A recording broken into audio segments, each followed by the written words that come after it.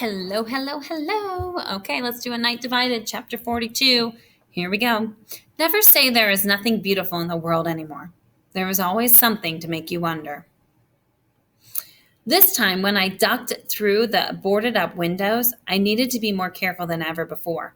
If the ground was being studied on the other side of the wall, couldn't do anything that would make I couldn't do anything that would make the tower guards take notice of me here. If they hadn't done so already, it wouldn't be hard for them to connect my actions with their sinking ground. So I stuck to my routine when I entered their sights. I loaded the bucket with dirt and then stuffed the sheet over it. My buckets were heavier than they used to be, and I was carrying them better. It was a small thing, but I was proud of it. I glanced back once at the watchtower, as I always did more often than I should. I couldn't see anyone there this time, so maybe they were inside, or maybe they were part of the ground investigation. If so, I hope that was a good thing. When I turned forward again, I jumped with surprise and almost cried out. Anna was standing there, nearly in front of me. I wasn't sure where she had come from. The only way she could have arrived so suddenly was if she had already been hiding and watching. Anna was surely seeing me come from inside the building just now. She looked as nervous as I felt, with a rigid posture and licking her lips as if she lived in the driest of deserts, but I couldn't understand why. I had everything to lose in this moment, while she only risked losing her clean dress if I decided to push her into the pond, which I was seriously considering. Can we talk? She asked. You can talk to me, but I'm not sure who I'm talking back to. My words are bitter and angry, and I'm not talking to Stassi, right? Or the Grenzers. The only thing for sure is I'm not talking to a friend. Maybe I never was. If you won't talk, then will you listen? Anna asked, because I have things to say. If I don't tell them to you, I will have to tell somebody. Which would you prefer? Reluctantly, I nodded for her to follow me and then continued on to the pond. After all, I still had work to do. Anna sat on the rock near the pond and she clasped her hands together. The Stasi visited us after Peter died, she said. They searched our house and found things from the West, innocent things that everyone has. Some black market perfume from my mother, a television with its station turned to the West, and some forbidden books. Nothing we'd purchased, just ones my family still had from the old days. I don't think my parents even remembered we had them, to be honest. The Stasi used these themes to blame us for Peter's escape attempt and said my parents would be arrested for encouraging subservient behavior and would be taken away. I dumped the bucket into the pond. It didn't matter that she saw dirt wash into it along with the sheet. As I did, I said, You told me that in his note. Papa took responsibility for his own actions. Didn't they care about that? I already knew the answer and felt naive for even asking. For of course they didn't care. The Stasi always hunted for the biggest game they could catch. The rest of us were simply their bait.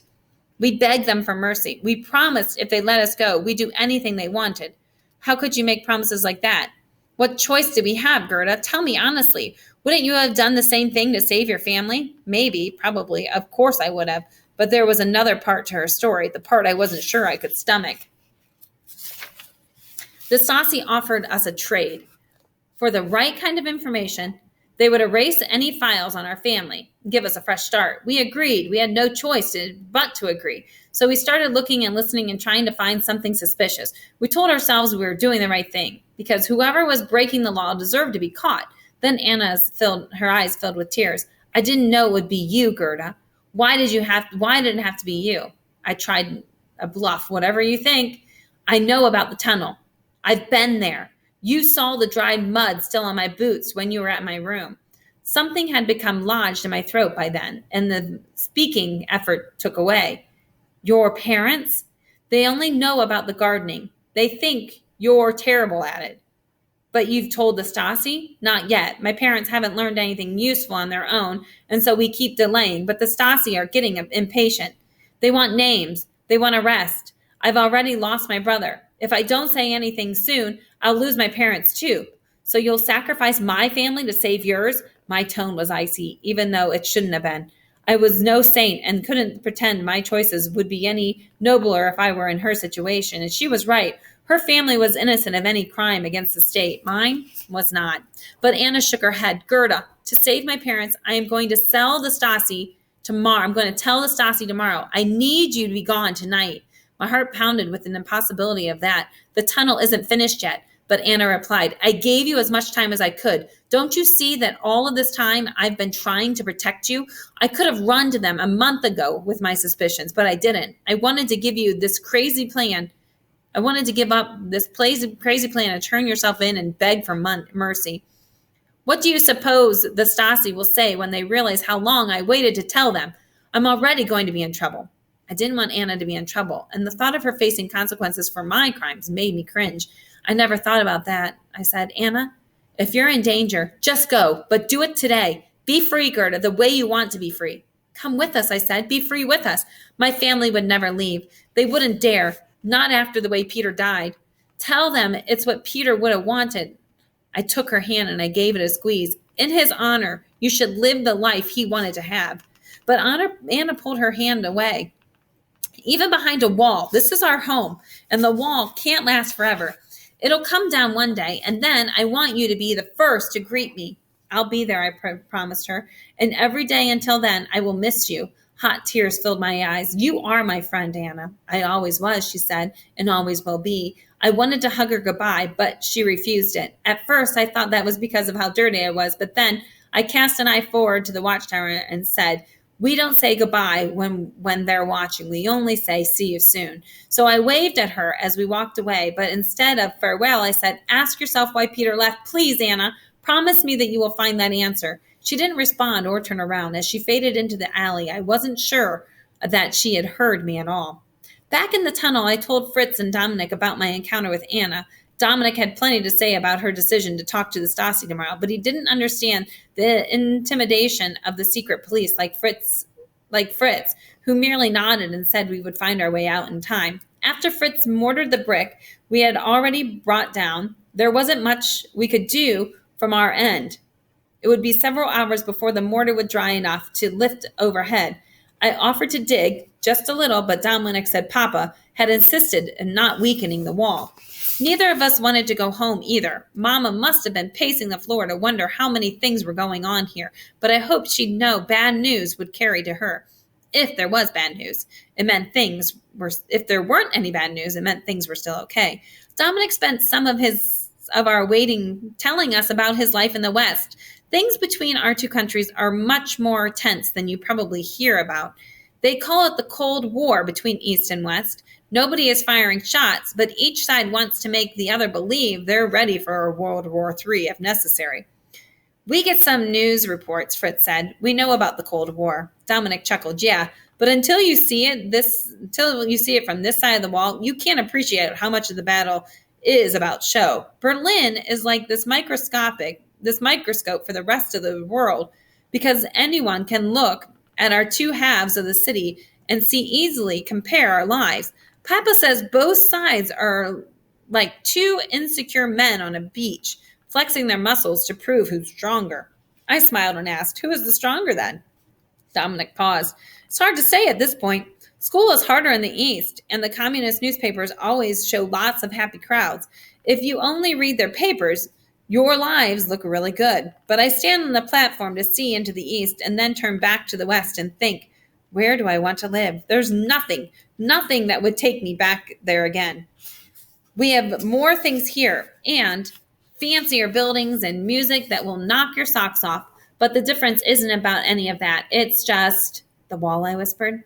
If our lives are so good, we wouldn't need the wall. Yeah, Fritz tapped my shoulder. Go get Mama. We're leaving tonight. I sat up. Really? We'll be able to open this tunnel? We have to open it, even if we have to run for our lives as the tunnel collapses behind us. We're going to open it tonight. Fritz turned to where Dominic would be. Go tell Father what we're doing. It must be tonight. We heard Dominic scamper off, and then I said, Mama can't leave yet. If she's spotted by someone who knows she's been called in sick, then stay with her until this evening. She shall be all right to leave then, but be careful. There will be police hunting for me, and if I'm seen on the streets, I'll be arrested. So you and Mama will have to get yourselves here. Can you do that? I swallowed hard. Yes. Fritz handed me the shovel. Go stick this in the dirt outside. If Mueller is watching, we need to give him the signal to come. I pushed it back at him. We don't owe Mueller anything. Besides, we still need the shovel in here. He gave the shovel to me again. We made him a promise, Gerda, and as far as we can tell, he's kept his end of the bargain. Besides, I have a hand shovel. I nodded and I took it out with me. I stuck it square in the center of our garden patch, where for the first time I noticed sprouts from young squash plants. Maybe they did grow. Maybe they would grow and provide food for some families here. I hope so. Even at those times when you want to say goodbye, it's still sad when the moment comes.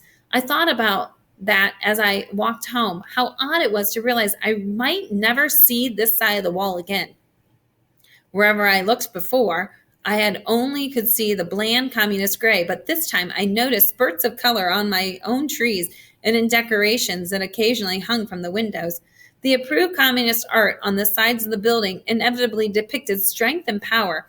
I didn't much care for it, but I realized that it had encouraged me to be a stronger person, a lesson that ironically had carried me through the hardest moments of digging out the tunnel. I was proud of the person I had become over the last month and all that I had withstood. And no matter where I went in the future, a part of me would always belong here in the East. Mama clutched at me when I came home, but said nothing. I had always planned out the words I would say to her, something to make our situation clear without betraying us. Are you feeling better? I asked, because Fritz is definitely joining the military tonight, and he wants us to be there to see him off. She smiled with tears in her eyes and then hugged me tight. Just a few more hours to wait, and we would be gone. Will they, though? Will Anna show up? Will they come looking because he's supposed to be going to the military? Oh, there's too many things.